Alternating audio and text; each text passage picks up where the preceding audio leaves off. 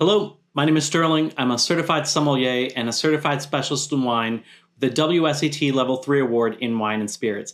And today I'm going through every wine scene in Drops of God, Season 1, Episodes 3 and 4, providing a little extra context in layperson's terms and letting you know if they crushed it, if it's a bit off, or maybe downright wrong. So, grab a glass of wine, get comfy, and if you don't want to miss our Season 2 breakdowns, then just be sure to subscribe. Now, let's check out the first clip.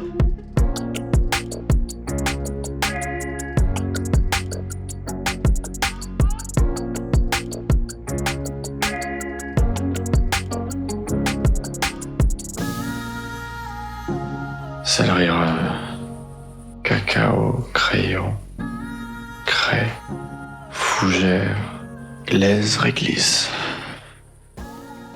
In the last video, which you can watch here, I danced around this topic, but now it's time to rip off the band-aid.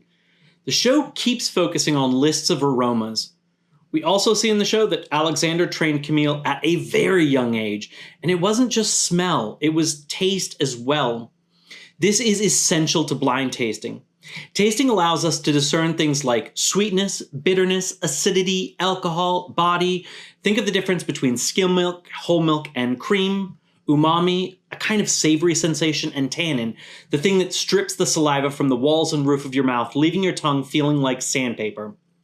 It is also a chance to see whether you perceive the same flavors or notice new ones.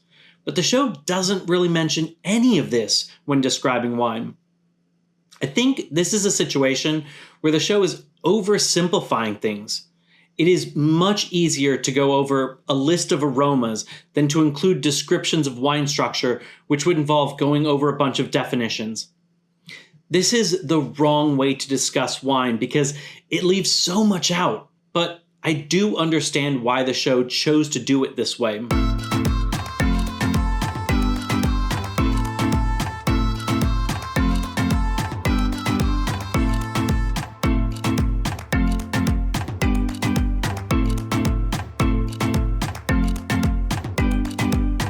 Whoa! Do they really think that they can just casually flip past a page of a grape's anatomy without me saying anything? That is literally everything you need to make wine, albeit one grape wouldn't make very much. The pulp contains all the liquid you need. You don't have to add water like you do when making beer. The pulp contains acid, which makes wine refreshing. It also contains sugar that yeast converts into alcohol. The skin of red grapes gives you the color for red wine and tannins that I mentioned earlier. And there is already yeast all over the skin, anxiously waiting for the skin to break so they can feast like royalty. And the product of their feasting is wine. Obviously, there is more to it than just that, but that gives you the idea. That page is all in French. I have no clue if it's right or wrong, but I can't stop myself from nerding out about Grape Anatomy. Et l'essai de réhabiliter des cépages oubliés. Comme le lignage, par exemple? Oui, bien sûr. Pour le lignage, j'étais là. There are records of the Lignage grape dating all the way back to 1427. Unfortunately, it had a pretty rough go. It's susceptible to powdery mildew, phylloxera nearly wiped it out, and at one point, there was only one remaining vine in the world. It was in a nursery in Montpellier, France, and the nursery considered destroying it, knowing it was the only remaining vine because it had a virus. But after 4 long years, they successfully grew out the virus, and a local group is working to bring the variety back and make wine from it. 2 interesting side notes here are that, first, it may seem like bringing back a grape from just one vine would be incestuous and cause problems, but that's not the case. Growing a grape variety involves cutting a part of an existing vine and sticking it in the ground somewhere else. This process, called propagation, essentially makes a copy of the original. If you go the sexual route and fertilize flowers, grow the grapes, and plant the seeds, you end up with a whole new variety, and it will most likely make terrible wine. Second, this depiction of grape varieties going extinct is a real problem in many wine regions. If a variety is scarce and tied to a small local area, it can be hard for the wine to appeal to people who have never heard of it. This leads many winemakers away from these varieties to more well-known and easier to market varieties, thus exacerbating the problem. And climate change can make this worse, since it can change conditions enough that the variety may no longer grow well in the only region it exists. The winery and its story are fictional, but I still feel that this is a great representation and all the reason you need to buy some small production wine that you have never heard of before. Mais on faisait pas assez de volume. On était trop petits. Puis surtout, on n'avait pas d'argent pour faire le marketing. Donc personne ne connaissait notre vin à part quelques curieux.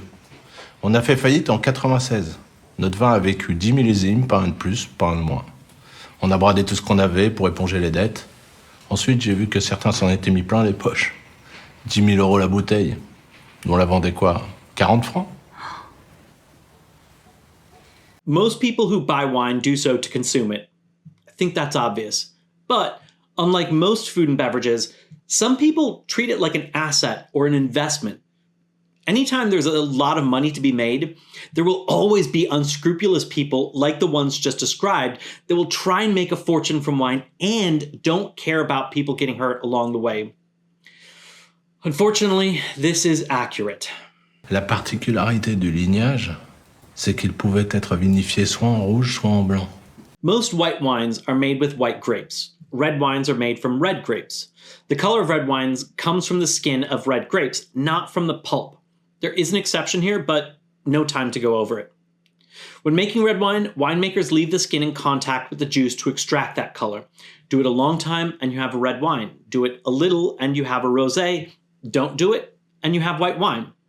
And while I said that white grapes are used to make most white wine, the opposite is by no means unique like the show says, or even uncommon. A great example is champagne, most of which is made from a blend of 1 white grape and 2 red grapes. And a Blanc de Noir champagne is a white champagne made only from red grapes. This isn't just an oversimplification for audiences, it's just laughably wrong. I love this next section since the idea of a wine heist is one of my absolute favorite moments in the show. Suddenly, this wine-based family drama is pulling an Ocean's 11, even going so far as including the classic heist scene explaining how the operation is supposed to go down. But how accurate is this scene? To figure that out, we're going to have to do a lightning round. The table should have coasters so that the bottle and cork never touch the tablecloth. The sommelier should be on the host's right side, not across from them. He should open the bottle in the air, not on the table. That foil is trash. It doesn't belong on the table. Sorry, Lorenzo, but Miyabi is right about the pot. There's no need to smell that. It smells like cork.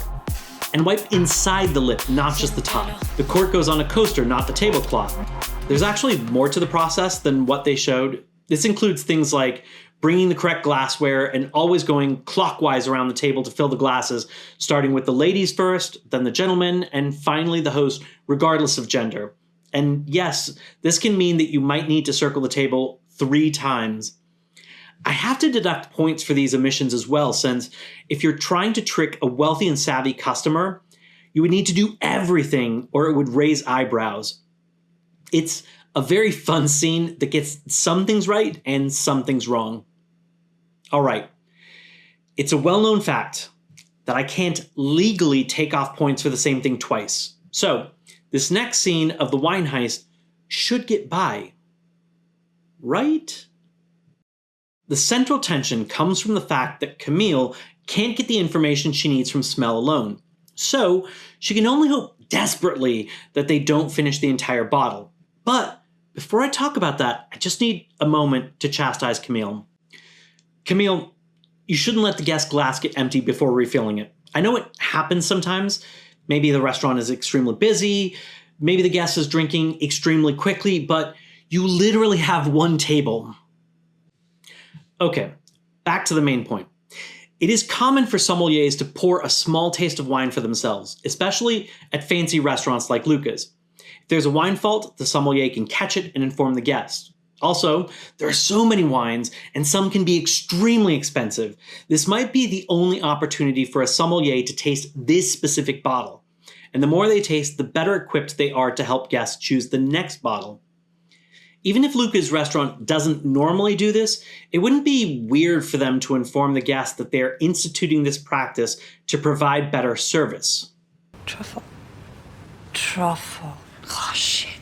That's it. Well, that changes everything. There must be Cabernet Sauvignon or Cabernet Franc in the blend. It sounds like Miyabi is saying that Cabernet is the only grape that can smell of truffles, which is just flat out wrong. Other grapes spring to mind like Nebbiolo.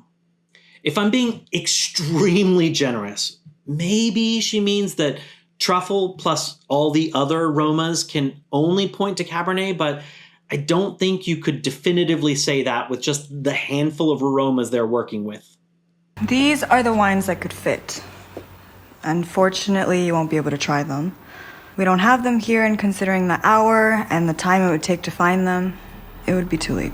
The problem is that both the Vega Sicilia and the Cheval Blanc are made with exactly the same grape varieties. It will be very difficult to tell them apart. The grapes are not exactly the same. The wines don't taste similar as they describe. This portion is just wrong. I can't even blame a hangover from the karaoke bar for getting things this wrong. But the hard thing will be to find a vintage. And we cannot help you with that. You're on your own. Great. As a wine ages, many complex chemical processes take place, slowly changing it. The show makes it seem like the team can't teach Camille anything to figure out if a wine is exactly 21, 22, or 23 years old. But that's looking at the problem the wrong way. Once you know the grape or grape blend, the region, and its approximate age, you have another weapon at your disposal: vintage variation. Weather changes from year to year, and so do wines. One year, you could have sunny, warm weather, and the next could be cloudy, windy, and cold with rain right before harvest, diluting the pulp as the grapes swell with water. It should have been pretty easy to describe the differences between the vintages of these two wines, and that could have made it easier to choose between 1999 and 2000, which were very different in Bordeaux. I'm not disappointed in the show for being wrong here. I understand they are trying to amplify the tension going into the first test, but I am disappointed in Miyabi, Lorenzo, and Tomas. Harvest is the busiest and one of the most stressful times for a winery. I talked about this in my previous video in the series, which you can see here. Many wineries celebrate this for different reasons, such as letting off some steam after very difficult work, thanking the people who helped during this difficult time, and getting regular customers like wine club members excited about the next batch of wines to keep them hooked on the wines. These parties can be small or large, private or public, often with live music, and sometimes even have lively activities like grape stomping. If this sounds like fun to you and you live near wineries, it might be worth checking out if any of them have events like this. This is a fun scene and a great representation. Mais si vous le voulez bien, parlons un peu de votre thèse. Réflexion sur l'avenir du vin français. Alors, je vous cite. En France règne la monarchie du vin avec ses roitelets, les bordelais, et leur monarque absolu, l'argent. This is a tough one because the reality is complex and nuanced. Also, the show doesn't state it as fact, it shows it as Alexander's opinion. But that won't stop me from breaking down its truthfulness. The place where grapes are grown has a significant impact on the grapes, and therefore the wines. And since certain areas are better than others for making wine, we have the age-old real estate problem of location, location, location, driving up the cost of land. And that is only one small part of why making wine is so expensive. There's even a famous joke. How do you make a small fortune in the wine industry? Start with a large fortune. This isn't even getting into distribution, retail, restaurants, legislation, and more. Alexander's words might be hyperbolic, but there is plenty of truth. Blind tasting to study wine can be an enormous venture, depending on how far you want to go with it. Check out the documentary Somm for a taste of what it's like for 4 advanced sommeliers studying for their Master Sommelier exam, a test with one of the lowest pass rates in the world. The amount of blind tasting required to reach that level is insane. So, It's no surprise that most people taking blind tasting seriously have at some point blind tasted at a bar or restaurant. However, most of the time, the lighting is not great for visually assessing wine for blind tasting. The environment often isn't great for focusing with plenty of noise, and the temptation to drink what you have paid for instead of spitting, with alcohol dulling your deductive skills. The last reason that this is not a great place to work on these skills, and therefore rarely is the main place that people work on their blind tasting skills, has to do with an unavoidable cheat that arises. When blind tasting frequently, wine becomes a regular part of life, and it's hard not to pay attention to it everywhere you go. What wines are at your grocery store, your favorite wine shops, and the restaurants and bars you frequent. This is information that is hard to forget. So when blind tasting at a place you know, it's impossible not to rule out things you know aren't carried there. This makes it less helpful for studying. For these reasons, this isn't a suitable environment for regular blind tasting, but the show makes it clear that Alexander doesn't have a better alternative, so it gets a pass. I know that I'm being extremely nitpicky with some of this, but my honest opinion is that the show does a good job overall, though the third episode had some pretty egregious errors that are hard to wave away as just oversimplifications. If you enjoyed learning about what Drops of God got right and wrong, then you can check out another video in the series here. Thanks for watching.